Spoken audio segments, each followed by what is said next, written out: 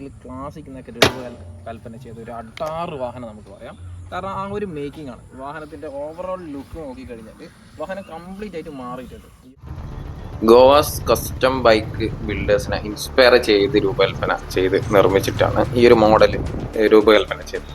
അതായത് ഒരു 70s inspired colour palette ഒക്കെ ഇതിൽ നൽകിയിട്ടുണ്ട്. അപ്പോൾ ശരിക്കും പറഞ്ഞാൽ നമ്മളെ റോയൽ എൻഫീൽഡ് മെറ്റീരിയലും അതേപോലെ തന്നെ ക്ലാസിക്കും കൂടി ചേർത്തുണ്ടാക്കിയ ഒരു പോലെ തോന്നുന്ന ഒരു ബോബർ സ്റ്റൈൽ വണ്ടിയാണ് ഗോവൻ ക്ലാസിക്. ശരിക്കും പറഞ്ഞാൽ ഒരു എയ്പ് സ്റ്റൈൽ ഹാൻഡിൽ ബാറൊക്കെയാണ് നൽകിയിട്ടുള്ളത്. അതായത് ഒരു മിഡ് എയ്പ് സ്റ്റൈൽ എന്നൊക്കെ പറയും. കാരണം ഇതിൻ്റെ ഒരു മെയിൻ പ്രത്യേകത എന്ന് പറയുന്നത് നമ്മൾ അപ്രൈഡ് റൈഡിങ് പോസ്റ്ററൊക്കെ വളരെ റൈറ്റായിട്ട് കിട്ടുന്ന ഒരു രീതിയിലാണ് അത് എൻ്റെ ഒരു സീറ്റിംഗ് പൊസിഷൻ വരുന്നത്. അപ്പോൾ സൈമൾട്ടേനിയസ്ലി നമുക്ക് പറയുമ്പോൾ ആ ഒരു ഡ്രൈവിങ്ങിൻ്റെ സ്ട്രെയിനും അതേപോലെ അപ്പർ ബോഡിയിൽ ഉണ്ടാകുന്ന അതൊക്കെ വളരെ റെഡ്യൂസ് ചെയ്യുന്ന രീതിയിലുള്ളൊരു സീറ്റിംഗ് പൊസിഷൻ എന്ന് പറയാം. ശരിക്കും ഇത് ഉപയോഗിച്ചാൽ ഇത് ലോങ് ഡ്രൈവിന് നല്ല കംഫർട്ടായിട്ട് കിട്ടും. അത് മാക്സിമം എനിക്ക് തോന്നുന്നത് ഒരു ഹൈറ്റുള്ള ആളുകൾക്കെല്ലാം ഓടിക്കുന്ന ടൈമിൽ വളരെ റിലാക്സ്ഡ് ആയിട്ട് ഓടിക്കുന്ന ഒരു ഫീല് കിട്ടിയിട്ടുണ്ട് ശരിക്കും പറഞ്ഞാൽ ഈ ഒരു ഗോവൻ ക്ലാസിക് വാഹനം. ഫസ്റ്റ് തന്നെ നമുക്ക് നോക്കുന്ന ടൈമിൽ ക്ലാസിക് 350 കണ്ട രീതിയിലുള്ള സെയിം ഹെഡ് ലാമ്പ് LED ആ ഒരു കാര്യങ്ങളൊക്കെ ഇതിനും നൽകിയിട്ടുണ്ട്. പിന്നെ ഇവിടെയായിട്ട് റോയൽ എൻഫീൽഡിൻ്റെ ആ ഒരു എംബ്ലവും കാര്യങ്ങളുണ്ട്. ഇവിടെ നമുക്കൊരു എന്താ പറയുക പാർക്ക് ലാമ്പ് എന്നുള്ള രീതിയിൽ ആ ഒരു ടൈപ്പ് കാര്യങ്ങളൊക്കെ അവിടെയും നൽകിയിട്ടുണ്ട്. ഇനിയിപ്പോൾ സസ്പെൻഷൻ്റെ കാര്യങ്ങളൊക്കെ ഈ ഒരു നല്ല ഫിനിഷിങ് രീതിയിൽ തന്നെ വരുന്നുണ്ട്. ഫ്രണ്ടിൽ വരുമ്പോൾ വലിയൊരു 19 ഇഞ്ചിൻ്റെ ആ ഒരു സ്പോക്ക് വീലാണ് നൽകിയിട്ടുള്ളത്.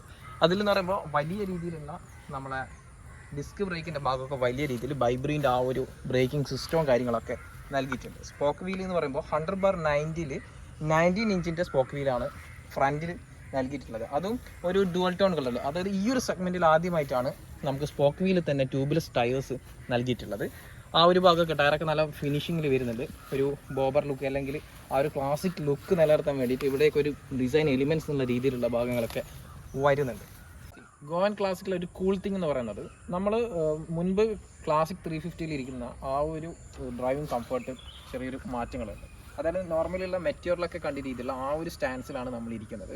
പിന്നെ ഫ്രണ്ടിൽ ഓൾറെഡി ഞാൻ പറഞ്ഞു 19 ഇഞ്ചിൻ്റെ സ്പോക്ക് വീലാണെങ്കിൽ റിയർ സൈഡിൽ വരുമ്പോൾ 16 ഇഞ്ചിൻ്റെ സ്പോക്ക് വീലും കാര്യങ്ങളാണ്.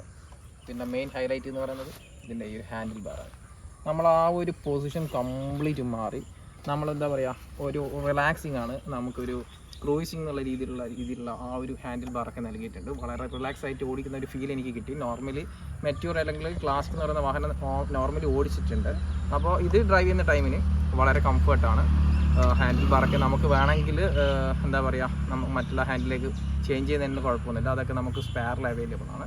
But totally it's A normal comfort. Very good comfort ആയിട്ടുള്ളൊരു വാഹനമാണ്. 2130 മില്ലിമീറ്ററാണ് വാഹനത്തിൻ്റെ ടോട്ടൽ ലെങ്ത് വരുന്നത്. വാഹനം സൈഡ് പ്രൊഫൈലിൽ നോക്കുന്ന ടൈമിന് വളരെ നീളം കൂടിയ ലുക്കാണ് വാഹനത്തിന് വരുന്നത്.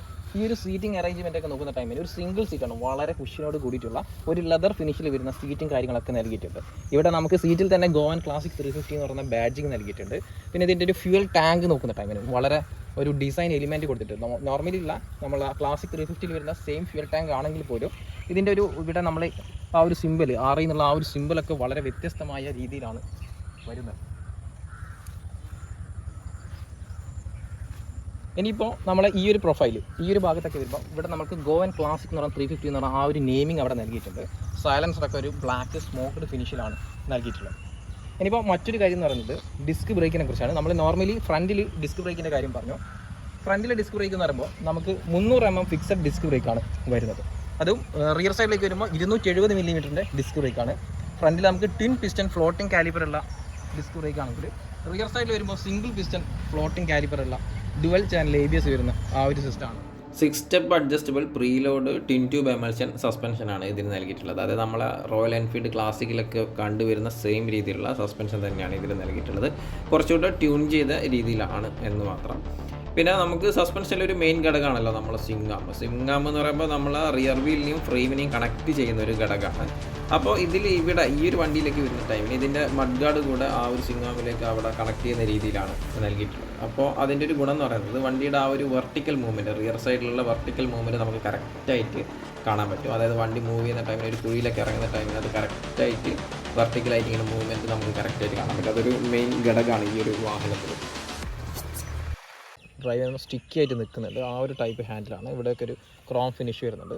ഈ ഒരു സൈഡ് വ്യൂ മിറർക്ക് റൗണ്ട് ഷേപ്പിലും കാര്യങ്ങളൊക്കെയാണ് വരുന്നത്. ഇവിടെ നമുക്ക് റോട്ടറി സ്വിച്ചസ് തന്നെയാണ്, നമ്മുടെ ഡിമ്മും ബ്രൈറ്റും കാര്യങ്ങളും പാസ് ലൈറ്റൊക്കെ റോട്ടറി ഫംഗ്ഷൻ തന്നെയാണ് വരുന്നത്. ഇവിടെ നമുക്ക് ടേൺ ഇൻഡിക്കേറ്റേഴ്സിൻ്റെ ഭാഗമാണ്. ഇവിടെ നമ്മളെ ഹോണാണ്. ഹോൺ എന്ന് പറയുമ്പോൾ നമ്മൾ വണ്ടി ജസ്റ്റ് ഓൺ ചെയ്തിട്ട് ആ ഒരു ഹോണ് കേൾപ്പിച്ചു തരാം. ഈ ഒരു ടൈപ്പ് ഹോണ് കാര്യങ്ങളൊക്കെ വരുന്നുണ്ട്. ഇനിയിപ്പോൾ ഇവിടെ നമുക്കൊരു USB-ൻ്റെ ചാർജിങ് വരുന്നുണ്ട്. ഇതിൻ്റെ ഉള്ളിലായിട്ടാണ് ഉള്ളത്, പെട്ടെന്ന് നോക്കിയാൽ കാണില്ല. ആ ഒരു രീതിയിൽ വരുന്നുണ്ട്. പിന്നെ നമുക്ക് ക്ലച്ചിൻ്റെ ആ ഒരു കാര്യങ്ങളൊക്കെ ലിവറൊക്കെ അഡ്ജസ്റ്റബിളും കാര്യങ്ങളൊക്കെ നൽകിയിട്ടുണ്ട്. ഇനിയിപ്പോൾ റൈറ്റ് സൈഡിലേക്ക് വരുമ്പോൾ നമുക്കിവിടെ ബ്രേക്ക് ഓയിലിൻ്റെ ആ ഒരു ഭാഗം കാണാം.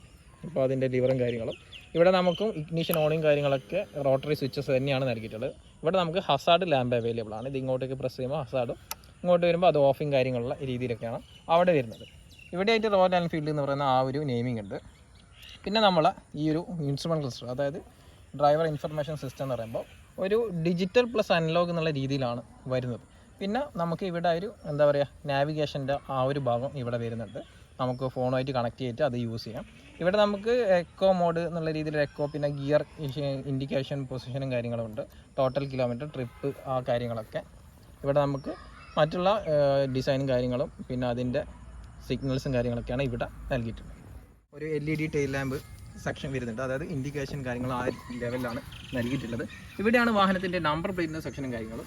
ഇനിയിപ്പോൾ ഫ്രണ്ടിലത്തെ നമ്മുടെ മഡ് ഗാർഡ് കണ്ട അതേ രീതിയിലുള്ളൊരു ഡിസൈൻ എലിമെൻറ്റ്സ് ഈ ഒരു റിയർ സൈഡിൽ നൽകിയിട്ടുണ്ട്.